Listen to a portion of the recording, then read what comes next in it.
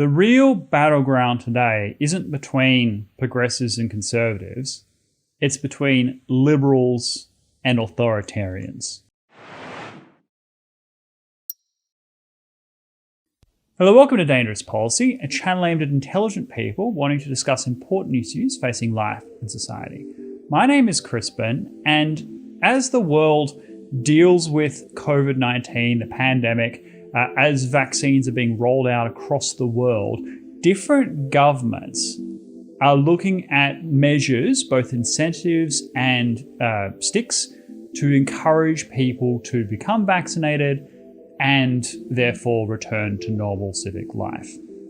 And in Israel in particular, which has done better than any other country to get the population vaccinated first and the best, an extraordinary announcement was made by the government the other day. שהחל מה-8 באוגוסט, סרבן חיסון לא יוכל להיכנס לקולנוע, לתיאטרון, לבית הכנסת, ללונה פארק, למשחק כדורגל או לכל פעילות מעל 100 איש, בפנים או בחוץ, אלא אם הוא יביא בדיקת קורונה שלילית על חשבונו. כן, הוא יישא במלוא עלות הבדיקה. אין שום סיבה שמשלמי המיסים והאנשים שכן מקיימים את חובתם האזרחית להתחסן, יממנו בדיקות למי שמסרב להתחסן. בתחום הטיסות, המחוסנים יוכלו לטוס למדינות הנקיות ולחזור, ולאחר קבלת תוצאות בדיקת הקורונה בישראל, הם יהיו פטורים מבידוד. אך לעומתם, מי שמסרבים להתחסן, ייכנסו לבידוד של שבוע מכל מדינה שיחזרו ממנה. הפעולות הללו יסייעו לבלום את התחלואה. אני פונה מכאן לכל מי שמכיר סרבן חיסון. שכנעו אותו, תסבירו לו, שלא יפגע באחרים, תשכנעו אותה, תסבירו לה, אל תוותרו. Now, I find that extraordinary, particularly in Israel, which the overwhelming majority of the population are fully vaccinated, that had almost 1 million cases of COVID anyway, so the vast majority of the population has antibodies, and those that remain unvaccinated are those in the healthiest age categories who are very unlikely to experience major health effects from the pandemic. And yet the claim is that they're a danger to everybody else, which makes no sense at all, because even if they contract the disease, well, they're not much danger to the people that are fully vaccinated, are they? These are the people in the more risky categories. And not only that, the vaccinations, as far as I'm aware, don't prevent you from contracting it. What it does is make sure that your immune response is strong enough that the effects are going to be very mild. And therefore, this doesn't make any sense from a public health perspective. But and I say this as someone that firmly believes in the vaccines. Like, you should go out and get vaccinated. I'm vaccinated. Charlene's vaccinated. Like, it's a very healthy, safe medical procedure that will accelerate the removal of these restrictions from our society. Nevertheless, what I want to talk about today is whether or not such measures, as announced by the Israeli government, are legitimate for a liberal democratic society. And I am a massive fan of Israel. Israel is a beacon of liberty and democracy in a very autocratic and dangerous part of the world. And so it was really heartbreaking to see these restrictions to put people in a two-tier kind of society. But there are those that actually believe that governments should really punish people and make life extraordinarily difficult for those that do not want to get vaccinated. And this puts them in the authoritarian category. So the difference between a liberal and an authoritarian is the role allocated to the state.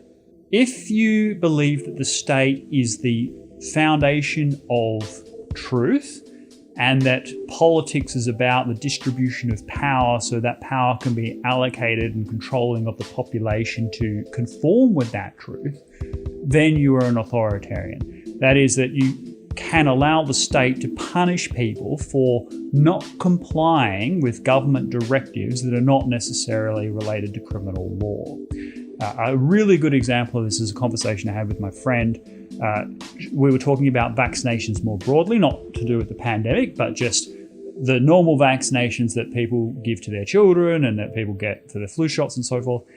And she was of the firm belief that anti-vaxxers were absolutely the scum of the earth. I'm not talking about these pandemic vaccines, I'm talking about just ordinary people. And she firmly believes that if a parent refuses to vaccinate their child, then that is a form of serious abuse, and that the state, at the end of a long process of encouragement and so on, should remove that child from the parent's care and place them into a foster home. If you believe that, then you believe the state has the coercive power and legitimate power to force people to comply with measures that are what the government considers to be in their best interest. A liberal doesn't believe that. A liberal believes that there is a limit to the power that the state can exercise over the population, because the state isn't there to dominate the population, but is as the servant of the citizenry. That in this instance, the government should be able to provide the education, the services, the programs, do advertising, encourage people, perhaps even provide some incentives to get parents to vaccinate their children or vaccinate themselves. But at the end of the day, it's people's individual sovereign choice as to whether or not they comply with a directive or not, and therefore have rights that are inalienable by virtue of the fact that they're a citizen of that polity, that cannot be taken away or restricted by virtue of their non-compliance with this particular directive. In other words, the individual is sovereign, not the government. And it's not hard to see this at a societal level. So, for example, China is an authoritarian dictatorship, communist society, whereby the narratives of their stories and their mythos is not people rebelling against the system and fighting corruption as lone warriors. It's people complying as much as possible with the institutional ethics and expectations of their social construct, and those that succeed are those that do it the best. So if you're a spitting image of Xi Jinping and you comply with all the government's directives and you believe everything the government tells you, well, then you are going to have a very high level of social credit, which will give you benefits in terms of your rent seeking, your loan, your travel, the schools that you can send your children to. And the absolute reverse is the case. If you deviate from it in any way, your social credit will tank and you will be excluded and outcast and penalized in a myriad of ways through your non-compliance with the government's truth river that they're sending you.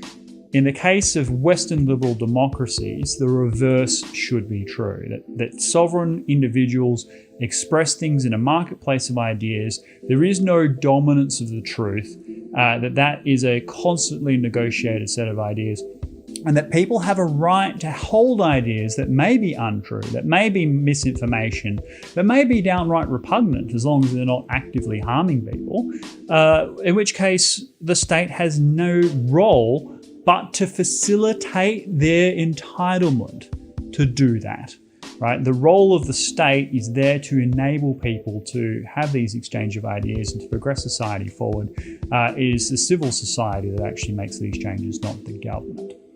And that is the big gap. So in today's 21st century world, those people that are liberal progressives have much more in common with liberal conservatives than liberal progressives have with authoritarian progressives, and vice versa.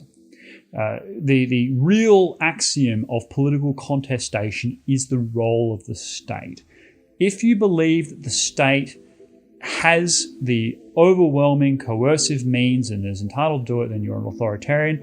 If you believe that the state is the most important thing in a society, then you're not just an authoritarian, you're a totalitarian. And if you believe that your state is superior to every other state, then you're a fascist totalitarian.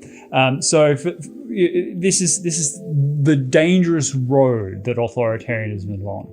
The other problem, of course, with authoritarianism is that it's not, things that are anti-government, things that are a threat to the government, suddenly become the enemies of the people.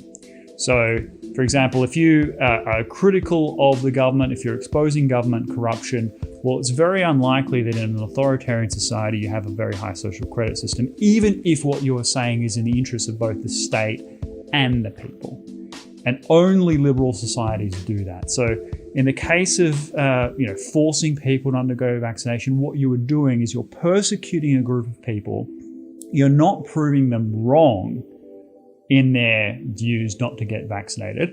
What you're doing is you're showing to the world that you fear them and you fear their point of view. And that is a really disgraceful way to manage these people. So if you found value in this discussion, please like and subscribe. Consider also sharing this video because we're almost at 1,000 subscribers. I'd really like to hit the gas on this and get over that great threshold. And otherwise, I'm sure we'll discuss, the limitations of individual rights, freedom of speech and expression in future. So do stay with us, and I'll see you next time. Goodbye.